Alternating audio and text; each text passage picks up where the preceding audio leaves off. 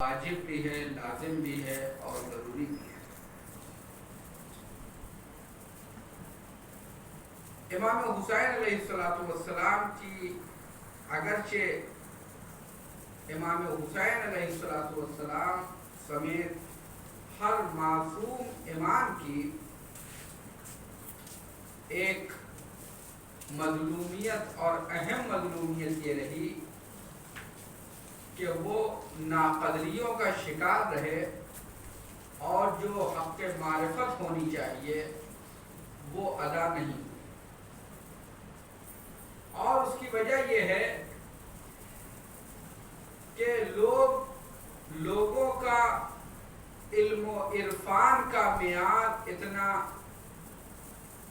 ضعیف اور اتنا پست تھا کہ وہ معصومین علیہم السلام کی بلند منزل تک نہیں پہنچ سکتے۔ آپ اندازہ لگائیے کہ مسجد کوفہ کے منبر سے امیر المومنین اعلان فرما رہے ہیں سلونی قبل ان تفقدونی، پوچھ لو مجھ سے جو کچھ تمہیں پوچھنا ہے اس سے پہلے کہ تم ہمیں کھو دو۔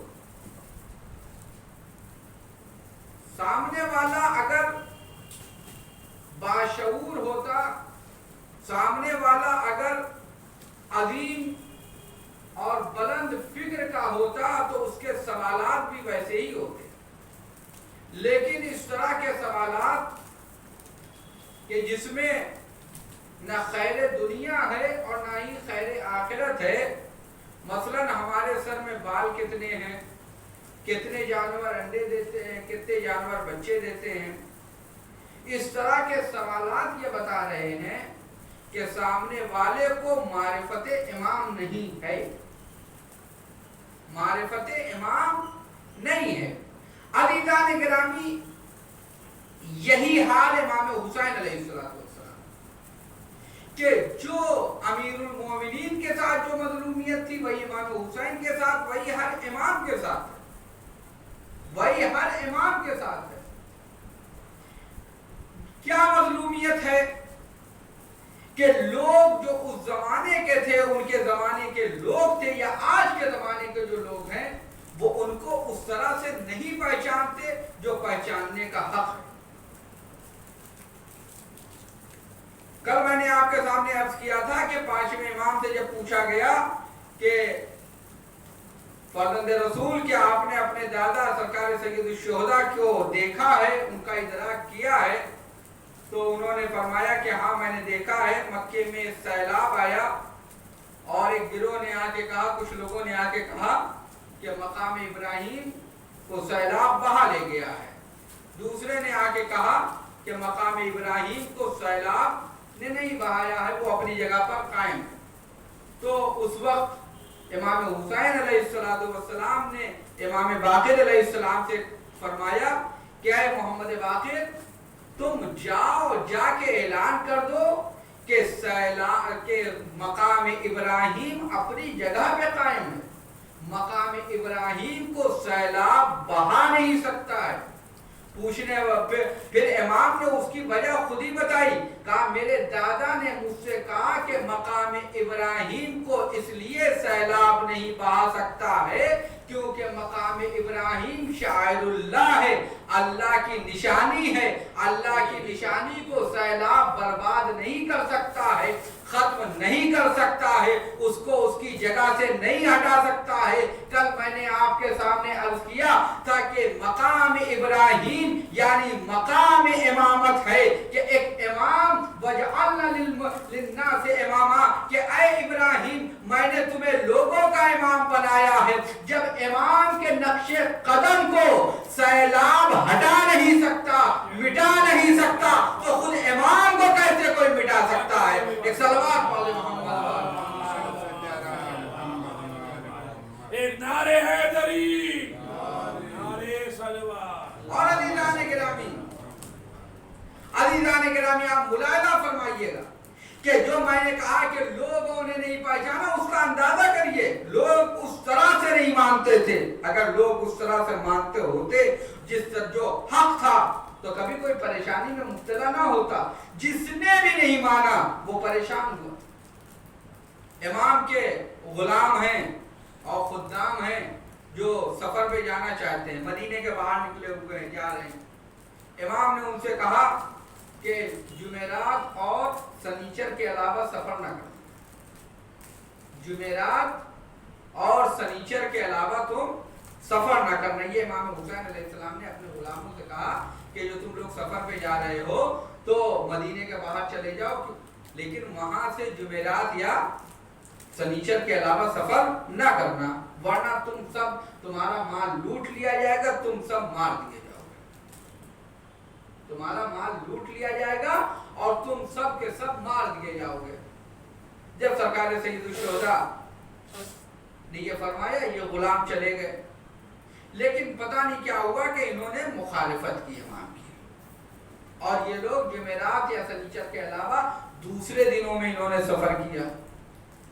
आगे बढ़े, डाकुओं ने हमला किया और सारे माल लूट लिया और इन सबको कत्ल कर दिया। इन सबको कत्ल कर दिया। इमाम के सारे गुलाम कत्ल कर दिए गए। ये खबर मदीने में आई। लोगों ने आके इमाम की खिदमत में पुरसा पेश किया और इमाम से कहा कि आपके गुलाम मार दिए गए, जिसका पुरसा, जिसकी ताज़ियत लोगों ने पेश की। इमाम ने कहा, हाँ, मैंने उनसे कहा था कि जुमेरात और सनीचर के अलावा सफर ना करना, लेकिन उन्होंने हमारा कहना नहीं माना और मैंने कहा था कि तुम्हारे माल लूट लिए जाएंगे और तुम्हें कत्ल कर दिया जाएगा। अब अज़ीज़ान गिरामी, आप मुलाहिज़ा फरमाइए कि तुम्हारा माल लूट लिया जाएगा और तुम्हें कत्ल कर दिया जाएगा। इमाम उसके बाद हाकिम मदीना के पास पहुंचे। हाकिम मदीना ने जैसे ही इमाम को देखा, इमाम के एहतराम में खड़ा हुआ और उसने भी पुरसा पेश किया कि आपके अफसोस हुआ कि आपके गुलाम कत्ल कर दिए गए और उनकी इस हादसे की हमें खबर मिली जो कि अफसोसनाक है।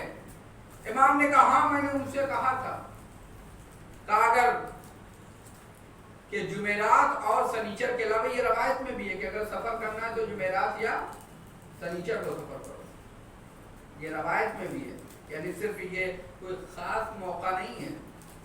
अगर सफर में चाहते हो कि बरकत हो तो जुमेरात या सनीचर को सफर करो। कहा कि इमाम ने कहा हाकिम मदीना से कि हाँ, मैंने उनसे मना किया था।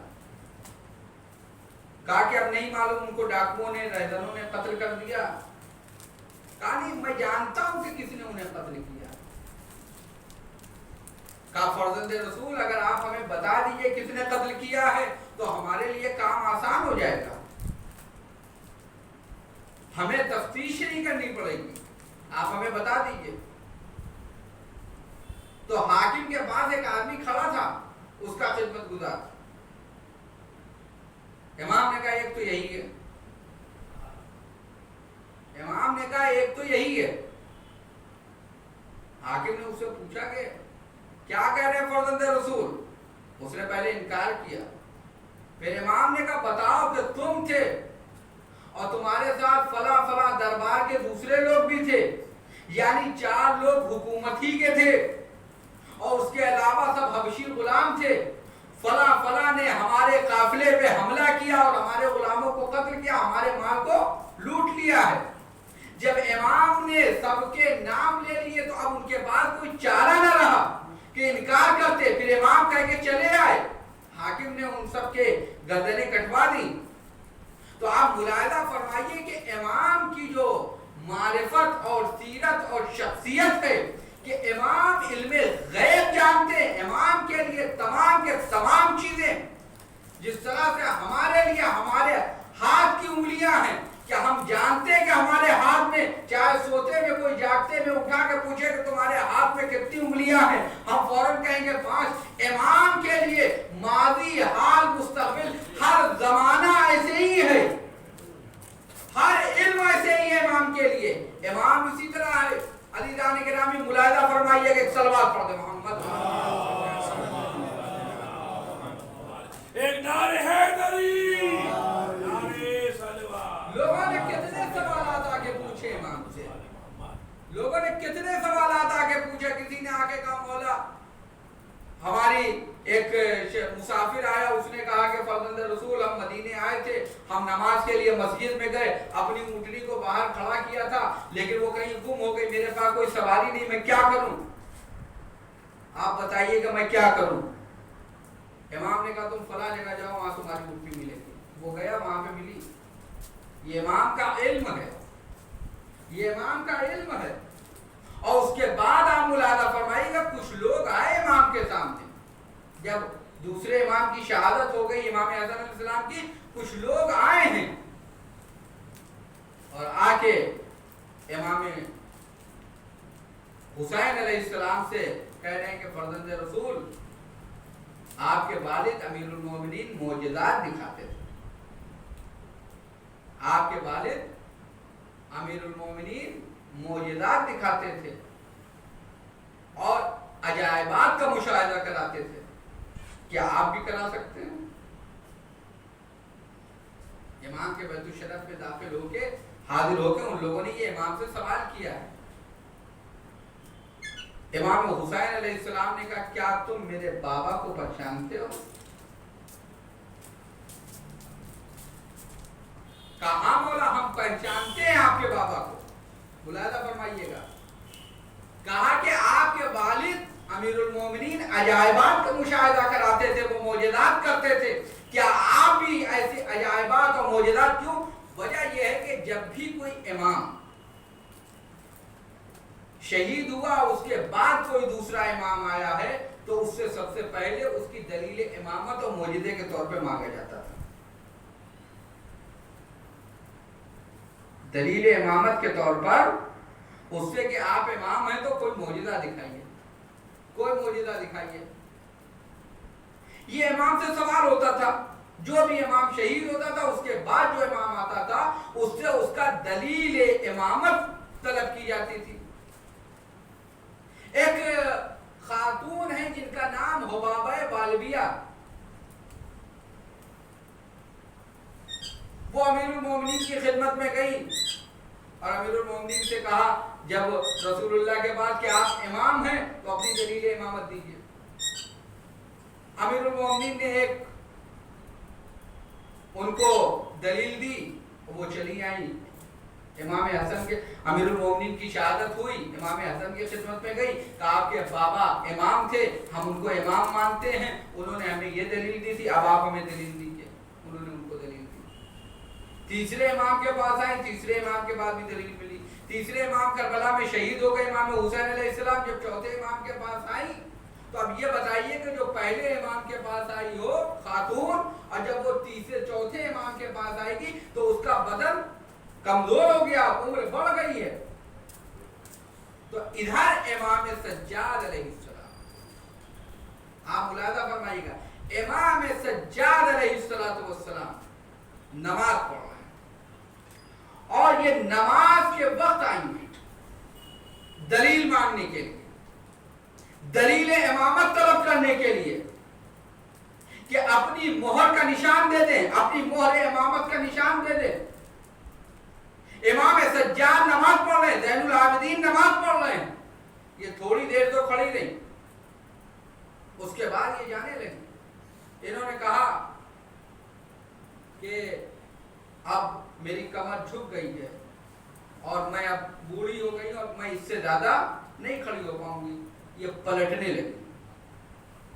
آپ نے وہ واقعہ امیر المومنین کا سنا ہوگا اور بارہا سنا ہوگا کہ جب امیر المومنین نماز پڑھ رہے ہیں اور مسجد میں سارے نمازی نماز پڑھ رہے ہیں, ایک سائل آیا, اس نے سوال کیا, جیسے ہی وہ پلٹنے لگا, جب ہر طرف سے مایوس ہو کے پلٹنے لگا تو امیر المومنین نے ایک اشارہ کیا, وہ آیا, اس نے انگوٹھی لے لی. یہ امیر المومنین کا معجزہ ہے. اس کے بعد آئے ولایت نازل ہوئی. امیر المومنین کے فرزند امام سجاد جن کا نام بھی علی ہے, وہ نماز پڑھ رہے ہیں. حبابہ جو کہ ضعیف ہو چکی ہیں, جو کہ کمزور ہو چکی ہیں, وہ آئی ہیں دلیل امامت کے لیے, لیکن دلیل امامت کے لیے ان کو کھڑا ہونا ہے، کیونکہ مولا نماز پڑھ رہے ہیں، مولا نماز پڑھ رہے ہیں۔ کافی دیر انہوں نے انتظار کیا، تھوڑی دیر انتظار کیا انہوں نے، اس کے بعد انہوں نے دیکھا کہ امام کے سجدے طویل، امام کا رکوع طویل، امام کی نماز طویل، اب وہ کب تک انتظار کریں؟ آخر میں وہ جانے لگی۔ جب وہ جانے لگی، جیسے ہی وہ پلٹنے لگی، امام نے بھی، امام سجاد نے بھی اپنے دادا امیر المومنین کی طرح ایک اشارہ کیا، اور امام کا اشارہ کرنا تھا کہ جس طرح سے زلیخا کی جوانی پلٹی ویسے ہی ان کی بھی جوانی پلٹ گئی، ویسے ہی ان کی بھی جوانی، حبابہ کی بھی جوانی پلٹ گئی، اور یہ پلٹی تو یہ جوان تھی، جب جا رہی تھی تو یہ بوڑھی تھی، جب پلٹی تو یہ جوان تھی، یعنی یہ امام سجاد علیہ السلام۔ اب یہی جناب حبابہ والبیہ کہتی ہیں کہ میں امام حسین علیہ السلام کی خدمت میں جاتی تھی، ان سے خود روایت ہے، وہ محدثہ تھی، انہوں نے ائمہ سے روایتیں نقل کی ہیں۔ جناب حبابہ کہتی ہیں کہ میں امام حسین علیہ السلام کی خدمت میں حاضر ہوتی تھی، میں ان کی خدمت میں جاتی تھی، امام حسین علیہ السلام ہم سے حدیثیں بیان کرتے تھے، ہمیں ہدایت کرتے تھے، لیکن ایک عرصے چند دن تک میں ان کی خدمت میں نہیں گئی۔ اچھا امام ہے، وہ امام ہیں جو اللہ رحمان الرحیم کے نمائندے ہیں، تو لہذا وہ بھی وہی محبت و شفقت اپنے ماننے والوں پر بلکہ تمام مخلوقات پہ رکھتے ہیں۔ حبابہ والبیہ آ رہی ہیں لیکن اچانک آنا بند ہو گیا۔ پوچھا حبابہ کئی دن سے نہیں آئی ہیں، کئی دن ہو گئے حبابہ نہیں آئی ہیں۔ جیسے ہی کہا کہ حبابہ نہیں آئی ہیں، کسی نے کہا مولا وہ مریض ہو، اب وہ نکلنا انہوں نے بند کر دیا، وہ مریض ہو گئی۔ امام نے اپنے اصحاب سے کہا چلو آؤ اس کی عیادت کے لیے چلتے ہیں۔ یہ دنیا کے عمرا ہیں، جب تک انسان کے بدن میں طاقت ہوتی ہے، جب تک دروازے پہ جا کے جی حضوری کرتا ہے، جب تک دروازے پہ چاپلوسی کرتا ہے، تب تک تو وہ اس کے ہوتے ہیں۔ جہاں وہ کمزور ہوا وہیں پوچھنا چھوڑ دیتے ہیں، وہیں پوچھنا چھوڑ دیتے ہیں۔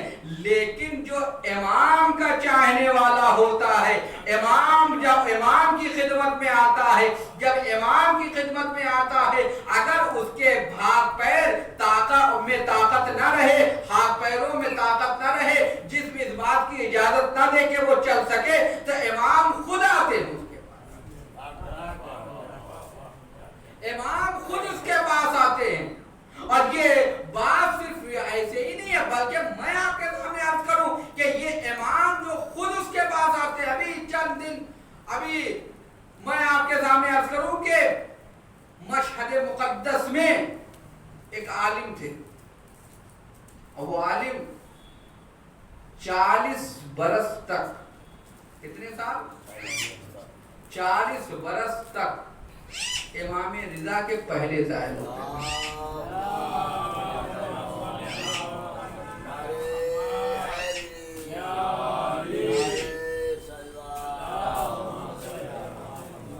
40 برس تک مولا کے پہلے ظاہر ہوتے تھے۔ مولا کے پہلے ظاہر کیا مطلب؟ مصلی لے کر نماز صبح نہیں، نماز شب کے وقت آ جاتے تھے۔ جاڑا گرمی برسات، جو لوگ زیارت کے لیے جا چکے ہیں، مشہد کی گرمی بھی علمان و لفیظ ہے، اور مشہد کی برف باری بھی علمان و لفیظ ہے۔ اس مشہد کی گرمی اور تپش میں اور اس ٹھنڈک میں برف گر رہی ہے تو گرنے دے، تپش ہے تو ہونے دے، یہ نماز شب کے وقت مصلی لے کے آ گئے۔ اگر دروازہ کھلا ہے تو حرم کے اندر چلے گئے، دروازہ بند ہے وہیں مصلی دروازے پہ بچھایا، اللہ اکبر، نماز شب شروع ہو گئی، وہی نماز شب شروع ہے۔ اور جیسے ہی دروازہ کھلا پہلے ظاہر یہ ہوتے، 40 سال تک گئے، 40 سال تک گئے، اور جب 40 سال تک گئے اس کے بعد ان کی طبیعت خراب ہو گئی، مشہد میں علاج ہوا، اس کے بعد ڈاکٹروں نے تجویز کیا کہ یہ تہران چلے جائیں، تہران میں زیر علاج ہے، لیکن چونکہ عادت ہے کہ صبح ہو دن کا آغاز تو زیارت امام رضا سے ہوتا ہے، جس کے دن کا آغاز زیارت امام رضا سے ہوتا ہو اس کو کہاں اسپتالوں میں چین ملے گا؟ ایک مرتبہ مشہد کا رخ کیا کہ آقا ہم نے 40 سال تک آپ کی زیارت کی ہے، بغیر زیارت کے نہیں رہ سکتا ہوں، کہا میں بغیر زیارت کے نہیں رہ سکتا ہوں۔ جیسے ہی اس بات کو سنا ہے، کہا ہے، اس کے بعد ایک غشی ستاری ہوتی ہے، اپنے دائنی جانب دیکھتے ہیں، کیا دیکھتے ہیں کہ خود آقا امام رضا تشریف لائے ہیں،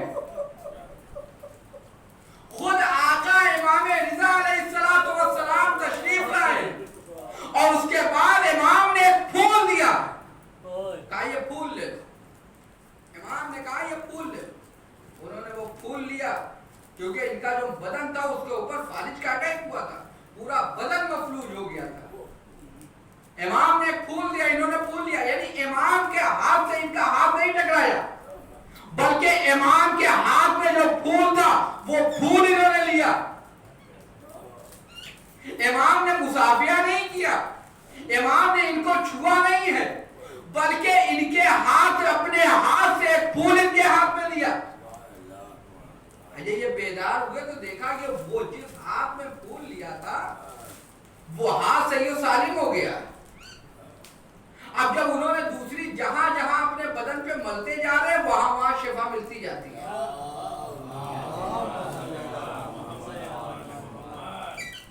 وہاں وہاں شفا ملتی جاتی ہے، اور صرف ایسا نہیں کہ خود ان کو شفا ملی، بلکہ کہتے ہیں کہ اس زمانے میں جب کوئی مریض ہوتا تھا ان کے پاس آتے تھے، آقا آپ شفا دے دیجئے، آپ اس کے سر پہ ہاتھ پھیرتے تھے، اس کے زخم پہ ہاتھ پھیرتے تھے، وہ شفا یاب ہو جاتا تھا۔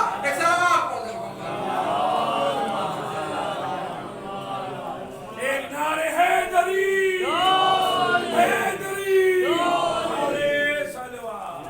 انسان اہل بیت کا ہو کر تو رہے، انسان اہل بیت کا ہو کر رہے، ہم کیوں؟ دیکھیے جس طرح سے ہماری مثال ان بچوں ایسی ہے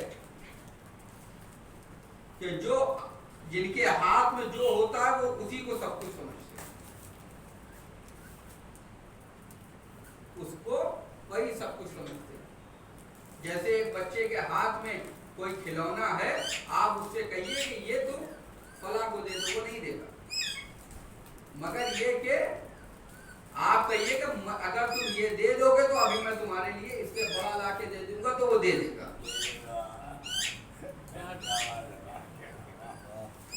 جب آپ اس کو یقین دلا دیجئے گا کہ آپ لے آئیے گا تو آپ دے دیجئے گا، وہ دے دے گا بچہ۔ اسی طریقے سے اگر ہمارا یقین ہمارے اماموں پہ ہو جائے، اسی طریقے سے اگر ہمارا یقین ہمارے اماموں پہ ہو جائے تو پھر ہماری تمام مشکلات آسان ہو جائیں گی۔ ایک صلوات پڑھ دے محمد۔ ایک نعرہ حیدری،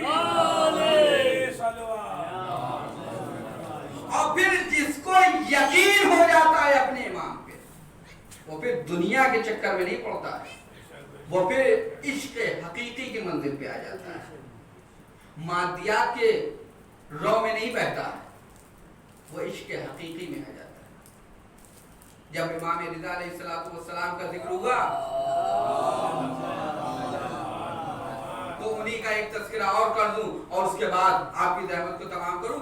آپ جو جاتے ہیں مسجد امام رضا علیہ السلام کے روضے، جو لوگ زیارت کے لیے گئے وہ تو جانتے ہیں، اور جو نہیں گئے وہ تصویر دیکھتے ہوں گے، تو وہاں پہ اللہ ہم سب کو زیارت نصیب کرے۔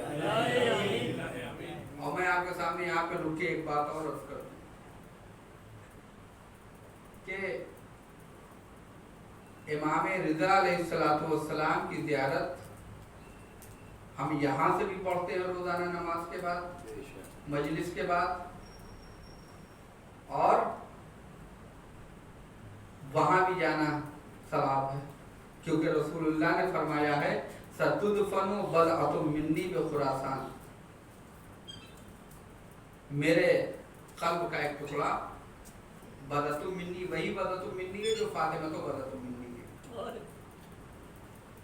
میرا ایک ٹکڑا، میرے جگر کا ٹکڑا خراسان میں دفن ہوگا، کہا جو بھی پریشان حال اس کی زیارت کرے گا اللہ اس کی پریشانیوں کو دور کرے گا، اور جو بھی گناہگار اس کی زیارت کرے گا اللہ اس کے گناہوں کو معاف کرے گا۔ اور آپ نے کبھی غور کیا کہ یہ 8ویں امام کی زیارت کیوں پڑھی جاتی ہے؟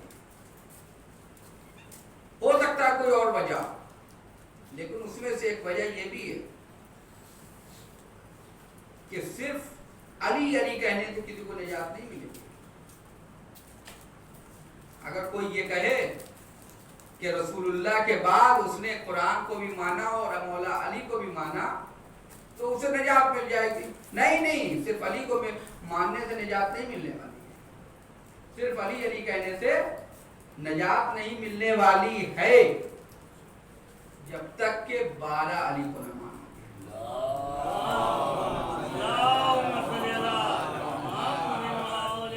ایک علی کو ماننے سے نجات نہیں ملے گی جب تک کہ 12 علی کو نہیں مانو گے۔ اور عزیزان گرامی ملاحظہ فرمائیے گا، یہ ایسا نہیں ہے کہ جیسے آپ دعوتوں میں گئے اور آپ پوچھا کہ کیا ہے، یہ نان ویج ہے اور یہ ویج ہے، کوئی ایک چیز کھا لی آپ کے لیے کافی ہو گیا دعوت میں، یہ اس طرح کا معاملہ نہیں ہے۔ عقیدے کے معاملے میں، عقیدے میں سب زنجیر کی طرح ہے،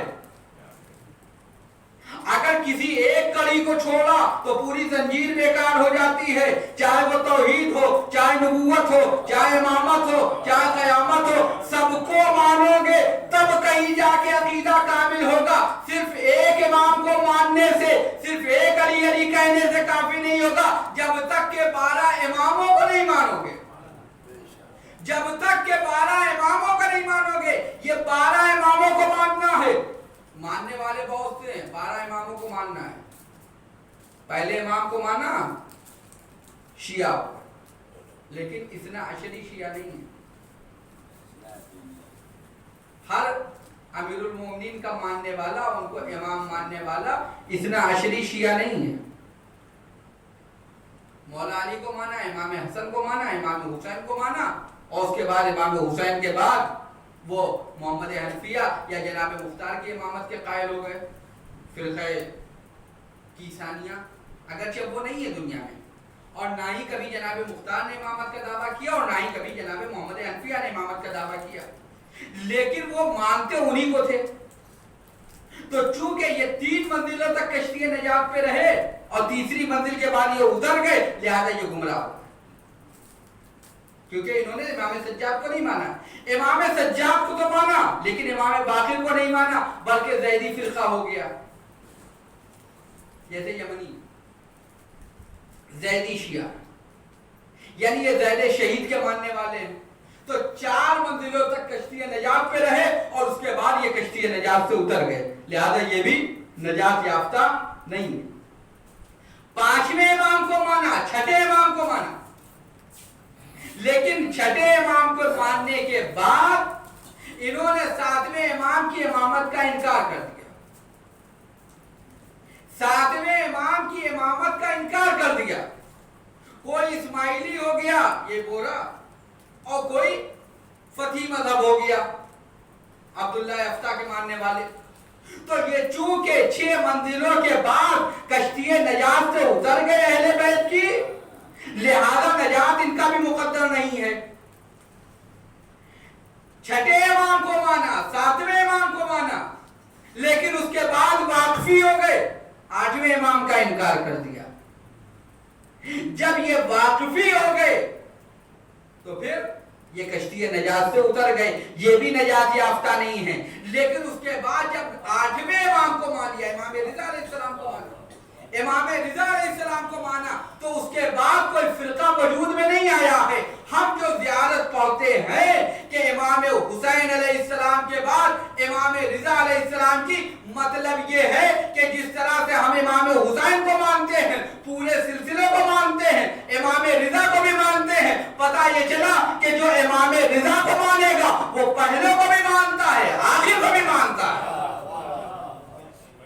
وہ پہلے کو بھی مانتا ہے, آخر کو بھی مانتا ہے. یہی وجہ ہے کہ جب امام موسی کاظم سے پوچھا گیا مولا آپ کے بعد آپ کا جانشین کون ہوگا, کہا میرا بیٹا علی رضا ہوگا. کہا اس کے بعد امام نے کہا یاد رکھنا جس نے علی رضا کی امامت کا انکار کیا اس نے گویا علی ابن ابی طالب کی امامت کا انکار کیا. ایک صلوات پڑھ دے محمد.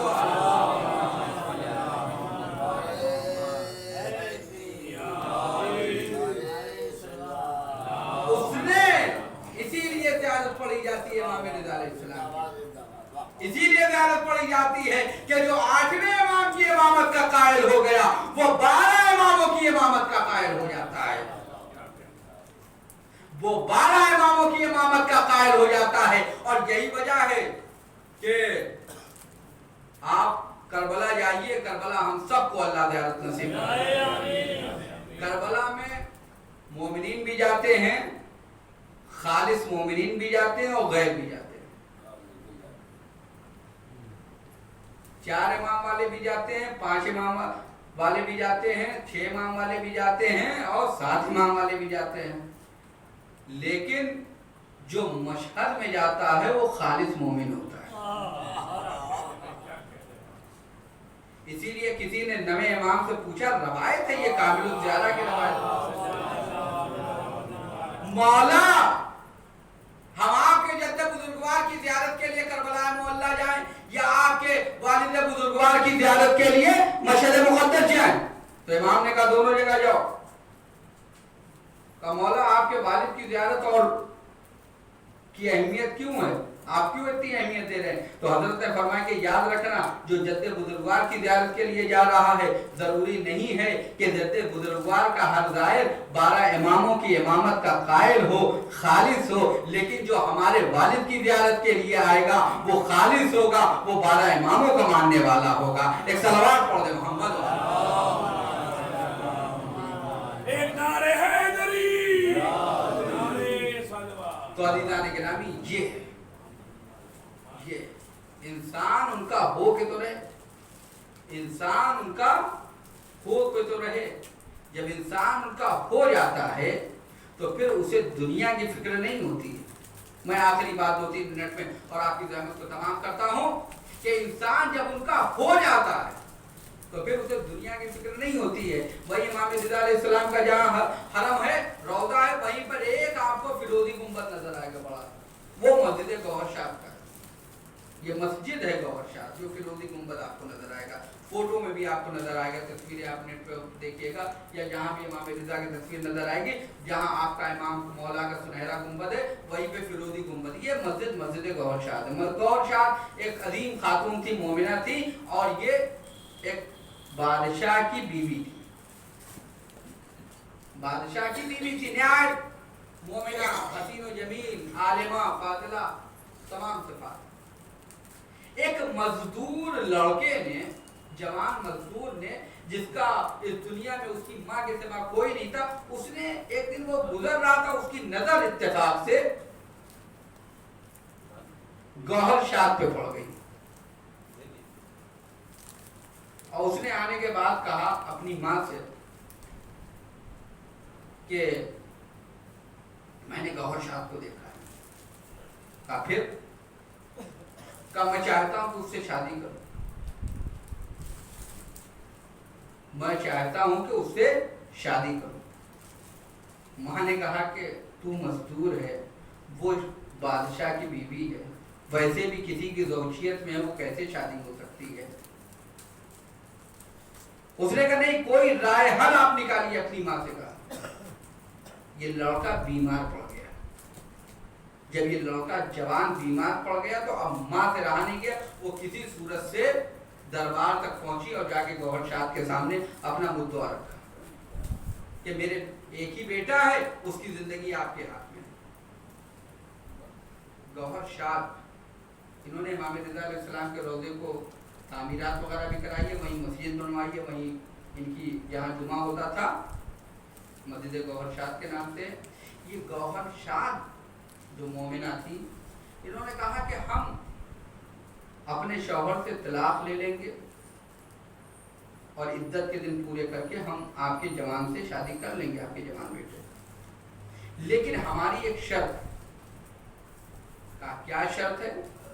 کہا آپ اپنے فرزند سے کہیے کہ 40 شب، آپ اپنے فرزند سے کہیے 40 شب امام رضا علیہ السلام کے روضے میں ذریعے مبارک کے پاس حاضر ہو کر نماز شب پڑھیں۔ ماں نے سنا، آ کے بیٹے سے کہا میں نے بات کر لی، انہوں نے کہا کہ 40 شب تم کو امام رضا علیہ السلام کے حرم میں نماز پڑھیں گی، جب تم 40 شب پڑھ لو گے جا کے بتائیں گے، وہ طلاق لیں گی، پھر عدت کے دن گزاریں گے، پھر تمہارے ساتھ شادی ہو جائے گی۔ جوان خوش ہوا، وہ چلا گیا، یہ عمل شروع ہو گیا۔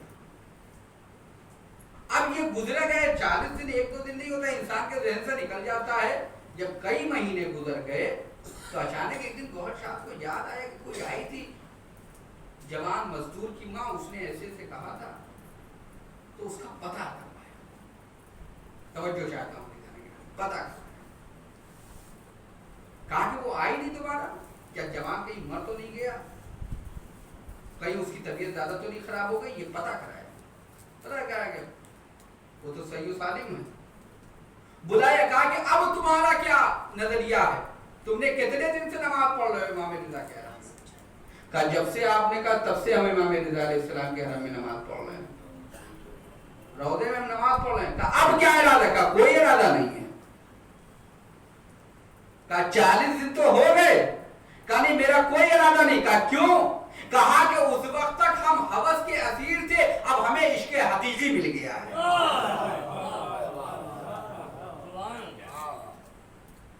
اس وقت تک ہم ہوس کے اسیر تھے، اب ہمیں عشق حقیقی مل گیا ہے۔ جب انسان کو عشق حقیقی مل جاتا ہے تو پھر اسے کسی چیز کی تمنا نہیں رہتی ہے، بس وہ یہ سوچتا ہے کہ اس کا خدا اس سے راضی رہے، اس کا مولا اس سے راضی رہے۔ ایک صلوات پڑھ دے محمد۔ یہ کربلا ہمیں یہی پیغام دیتی ہے کہ جب عشق حقیقی ہو جائے، اور یہ عشق حقیقی کسی اور سے نہیں ہوتا ہے، یہ دنیا میں جو عشق ہے، محبت ہے، یہ ہوس کے سوا کچھ نہیں ہے، یہ ہوس کے سوا کچھ نہیں ہے۔ لیکن جب عشق حقیقی ہوتا ہے، خدا سے ہوتا ہے، رسول سے ہوتا ہے، امام سے ہوتا ہے، تو پھر انسان نہ اپنی جان کی پرواہ کرتا ہے، نہ مال کی پرواہ کرتا ہے، نہ اولاد کی پرواہ کرتا ہے۔ کربلا والوں نے بھی یہی کیا۔ امام حسین علیہ السلام کا قاصد کوفے پہنچا، دق الباب کیا، لقمہ گلوگیر ہوا، دروازے پہ آئے، پوچھا کون؟ کہا حسین ابن علی کے قاصد۔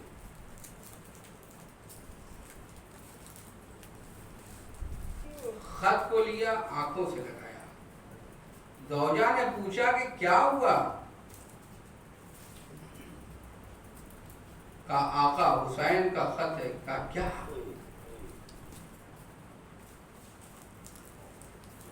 کہا کہ مدد کے لیے بلایا ہے۔ کہا کیا ارادہ ہے؟ کہا میں تیرا سوچتا ہوں۔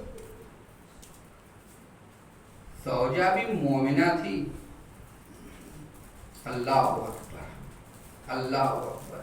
ایک عورت کو اپنا سہاگ پیارا ہوتا ہے، لیکن خواتین کربلا کو اپنا امام پیارا تھا۔ کربلا کے مرد نہیں بلکہ کربلا کی خواتین کو بھی دنیا کی خواتین سے مقابلہ نہیں ہو سکتا، کربلا کے بچوں کا مقابلہ دنیا کے بچوں سے نہیں ہو سکتا ہے۔ حبیب ابن مظاہر کی اہلیہ کہتی ہے کہ آپ یہ چادر اوڑھ کے تلوار ہمیں دیجیے، ہم جائیں گے اسے۔ جناب حبیب نے کہا، مسکرائے، کہا میں تو تیرا امتحان لے رہا تھا، بھلا میرا آقا بلائے۔ کل سے حسین کے دل کے ٹکڑوں کے مصائب ہوں گے. آج تو اصحاب حسینی کے مصائب، 5 محرم سے حسین کے دل کے ٹکڑوں کے مصائب پڑھے جاتے ہیں. یہ 4 محرم اصحاب حسینی کے مصائب. کس کے مصائب پڑھے کس کے چھوڑ دے انسان. کیا تھے اصحاب حسینی کا بھلا آقا حسین بلائیں. کربلا والوں کا مقابلہ نہیں ہے. شوہر شہید ہو گیا ہے، کربلا کی خواتین کا مقابلہ نہیں ہے کسی سے. شوہر شہید ہو گیا ہے، جنازے کو آقا حسین لائے ہیں. مسلم ابن اوسجہ کے جنازے کو لے کر آئے ہیں. ایک مرتبہ کیا دیکھا کہ ایک جوان ایک بچہ چلا جا رہا ہے جنگ کے لیے. کہا اسے روکو، یہ کس کا بیٹا ہے؟ پتا چلا مسلم کا بیٹا ہے. کہا بیٹا تمہارے لیے، تیری ماں کے لیے، تیرے باپ کا غم کافی ہے. ایک مرتبہ پوچھتے خیبر سے آواز آئی، آقا یہ میرا ہدیہ ہے، اسے رد نہ کریے گا. آپ سوچیے عزیزوں، کربلا کی خواتین کا مقابلہ نہیں ہو سکتا ہے، کربلا کے مردوں کا مقابلہ نہیں. یہ زبانی کہنا کافی ہے کہ ہم آپ کے ساتھ ہوتے، ہم کربلا میں ہوتے. کربلا میں صرف زبان کا معاملہ نہیں، عمل سے انسان کو ثابت کرنا ہوتا ہے کہ کربلائی ہے کہ نہیں. میں آپ کے سامنے یہیں پہ عرض کر دوں کہ جناب ہانی ابن عروہ جو جناب مسلم کے ساتھ کوفے میں شہید ہوئے تھے، جناب ہانی ابن عروہ حکومت کے مجرم بھی تھے، ظاہراً حکومت کے مجرم بھی تھے، قتل کر دیے گئے تھے. ان کے گھر والوں پہ کیا گزر گئی ہوگی. لیکن زوجہ جناب ہانی ابن عروہ کی زوجہ اپنے جوان بیٹے کو نکل لے کر کوفے کے دروازے بند ہیں.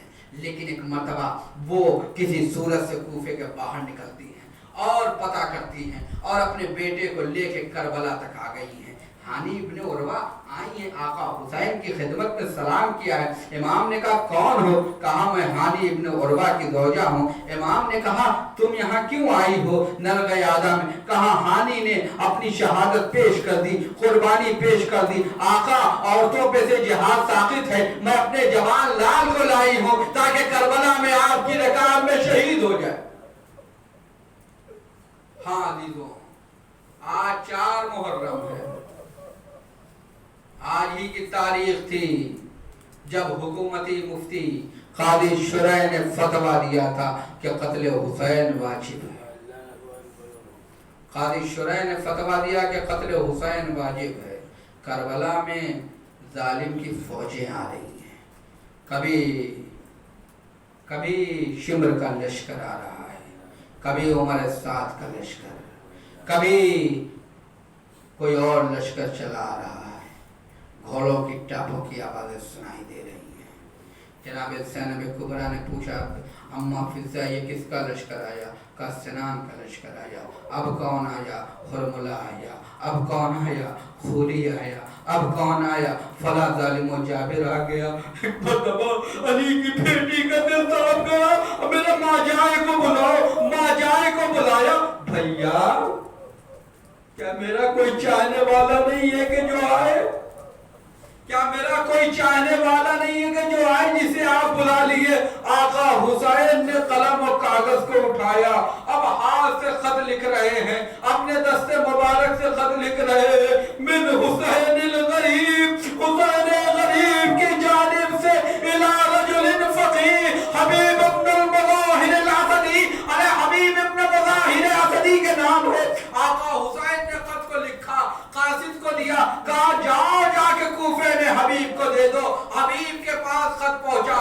حبیب اپنی زوجہ کے ساتھ دسترخوان پہ بیٹھے تھے. لقمہ گلی گیر ہوا ہے. دروازے کو کسی نے کھٹکھٹایا. فوراً گئے، آنکھوں سے خط کو لگایا اور اس کے بعد زوجہ سے پوچھا. زوجہ نے پوچھا کس کا خط ہے؟ آقا حسین کا خط ہے. کیا ہے؟ کہا کہ نظر نرغ یادہ میں گر گئے فاطمہ کے لال لکھا ہوا ہے. اے حبیب میں نرغ یادہ میں گر گیا ہوں. اے حبیب تم جانتے ہو میری رسول اللہ سے کیا نسبت ہے. اے حبیب تم جانتے ہو کہ میری امیر المومنین سے کیا نسبت ہے. اے حبیب فاطمہ نے چکیاں پیس کے پالا ہے. حبیب اے حبیب میری مدد کو پہنچو. حبیب خط پڑھتے جاتے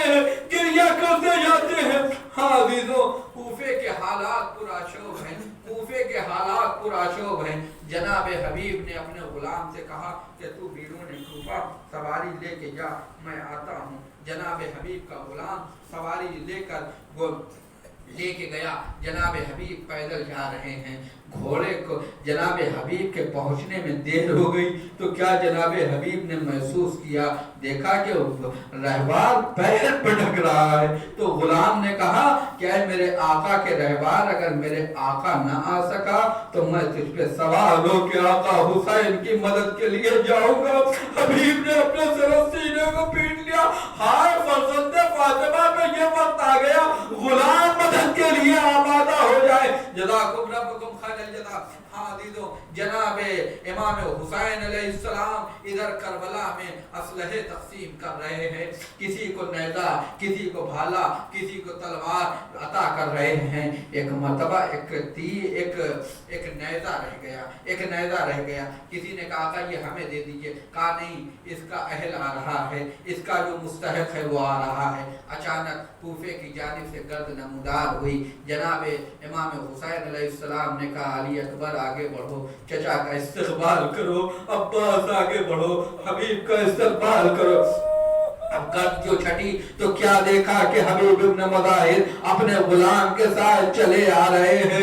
हबीब आए, इमाम ने गले से लगाया, ख़याम हुसैनी में, लश्कर हुसैनी में खुशी की लहर है, गले लगा लिया हबीब को। अरे हबीब तुम्हारा शुक्रिया, तुमने हमारी आवाज पे लब्बैक कहा।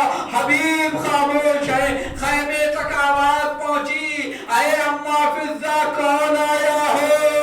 फिजा ने कहा, हबीब आए, फिजा को फिजा, हबीब को मेरा सलाम कहिएगा। फिजा तेरे खैमा पे आई, अरे हबीब तेरी किस्मत को मेरा नसीब हो गई, नबी की नवासी, अली की बेटी सानिया ज़हरा ने तुझे सलाम कहा। हबीब ने सर सीने को पीट लिया, अल्लाह अल्लाह, ये वक्त आ गया कि मुझे सलाम किया जाए। जज़ाकुम रब्बुकुम खैरल जज़ा।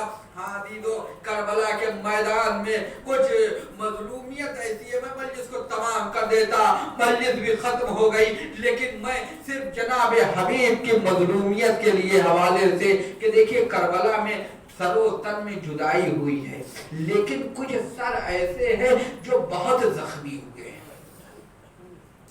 करबला में कुछ शोहदा के सर भी बहुत जख्मी हुए हैं। बदन तो घोड़ों की टापों से पामाल हुए हैं, लेकिन सर भी जख्मी हुए हैं। उसमें से एक सर मौला अब्बास का सर है। मौला अब्बास का सर घोड़े की नेज़े के पे नहीं रुक रहा था, घोड़े की गर्दन में बांधा गया। जब घोड़ा तेज दौड़ता था, घोड़े की टापों से या जमीन पे गिरने की वजह से उसमें बार बार चोट लग रही थी। मौला अब्बास के सर सबसे ज्यादा जख्मी था। दूसरा सर जो सबसे ज्यादा जख्मी था वो हबीब इब्न मुजाहिर का सर। जब हबीब के सरो तन में जुदाई हुई है, क्योंकि हबीब बहुत बहादुर थे, बहुत ही शुजा थे, लिहाजा हर एक कह रहा था हबीब को मैंने कत्ल किया है। आखिर में उमर साद ने कहा, झगड़ा न करो, तुम सब ने मिलकर हबीब को कत्ल किया है। अब उसके बाद एक जालिम ने हबीब के सर को अपने घोड़े की गर्दन में बांधा और मैदान करबला में दौड़ा दिया है। अब जो मैदान करबला में दौड़ाया घोड़े को, जब घोड़ा गर्दन गिराता था, हबीब का सर जमीन पे टकराता था, हबीब का सर जख्मी हो रहा था। अल्लाह